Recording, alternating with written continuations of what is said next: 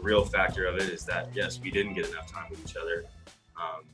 We're going to have a shortened period of time where we're going to have to pick up a lot of things extremely quick. And, it might not be the prettiest at first, but our job is to, make the mistake, learn from it, and try not to make that mistake more than once, because we really don't have time to keep making the same mistakes. And so to answer your question, I'm still expecting the same thing from us this year, because we're going to put in the extra work to be able to make up for that time lost.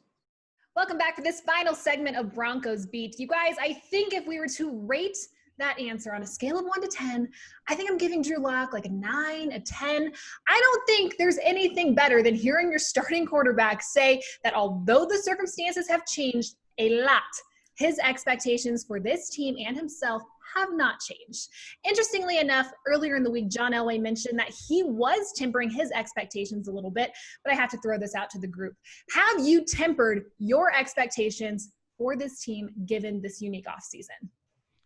Well, Alexis, let's dive right into this and say, I think some of the expectations that are out there aren't the same ones that are inside the building. I think guys that are out there like talking heads all over nationally have been giving these Broncos a lot of love, maybe more than they deserve this offseason because of all the moves, and I think that's raised a lot of people's expectations. I don't know if that's the same expectations that are in the building for this team. I think that is something worth noting. The other part of it is I like how Locke talked about how he learns, and I think if he is the type of learner that this COVID situation, and he's a guy that likes to read over it and do it instead of go doing it on the field, then this set up well for him in learning this new offense. But I am kind of being realistic because you didn't go get Melvin Gordon for no reason. I think you look at this backfield and go, I think they're going to run the football a lot more than people think.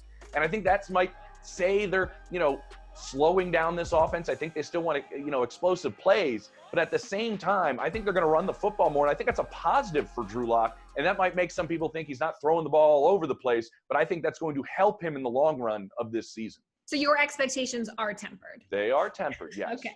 You should never temper your expectations, and all this gray hair I have is from arguing with James Palmer every single week on this show.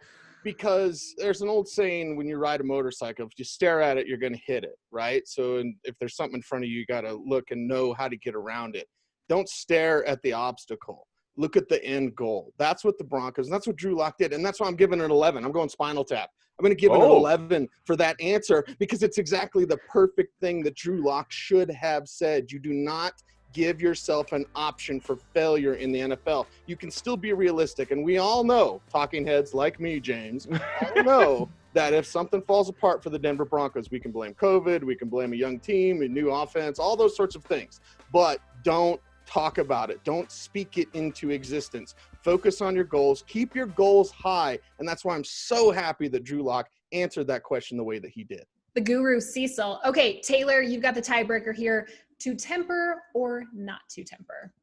I'm sorry, James, but I'm going with my man Cecil here because he's exactly right. And here's the thing. I love that Elway said that because to us, that's his way of like, hey, I've been there before. I know what my guy's up against, especially with this kind of off season heading into really his first year as the guy. And so, yeah, I think he's kind of going, yeah, guys, let's calm down. Yeah, you saw all these weapons we brought in, but let's calm down. It's going to take time. No, I think their expectations are as high as they've been because, as we've mentioned, this is a team that needs to get back to the playoffs. They need to start winning ball games. And I think the draft showed us that they are all in on Drew Lock, and we saw it last year as a rookie. This guy is confident, and that's what we love to see in a quarterback, and I think he's going to be coming in, bringing everything that he can, and no, those expectations are up there, folks. Well, look, who's the guy that said it? The guy who has actually done it. The guy who has actually gone through this process. A guy who has been a young quarterback out there,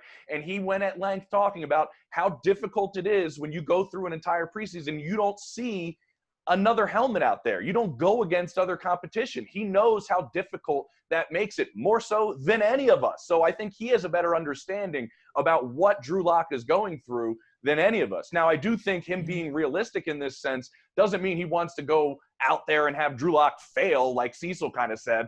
It's going and making sure that you haven't set a bar so high that it is unattainable. I think you have to be realistic with Drew Lock. He's going to set his own goals, and he's going to want to achieve more so whatever you put in front of him. But you have to make sure you don't put a bar out there that he can't achieve. Look at the perspective, though. It's perspective, like Taylor said, John Elway, the front office, right, from the past. Drew Lock, the perspective on the field, boots on the ground, so to speak. And I love that differing opinion, and I love just getting James fired up. Yeah. So thank you, Taylor. But listen, Cecil, Elway would have said the same thing if his general manager would have said it. Yep. Go ahead, Taylor. Yeah, well, I'm just saying, like, I think this is Elway's way of being like, yeah, we need to calm everything down and let my man, his play, do the talking. And the reality is, yeah, it's going to be really hard because the first time he's going to take a real significant hit is going to be Monday night, September 14th. There's nothing easy about that. So I think he's trying to give him a little room to run, a little cushion, if you will. But no, the expectations are right where they've always been. My expectations are still through the roof. That is no doubt. You guys, this was such a fun show. Thank you so much for joining us. That is all the time we have for this week's edition of Broncos Beat. A very special shout out to all the viewers in Colorado Springs who joined us for the very first time tonight. We will see you guys right back here next Monday, same time, 6:30 p.m. with the latest from Broncos country. We'll see you then.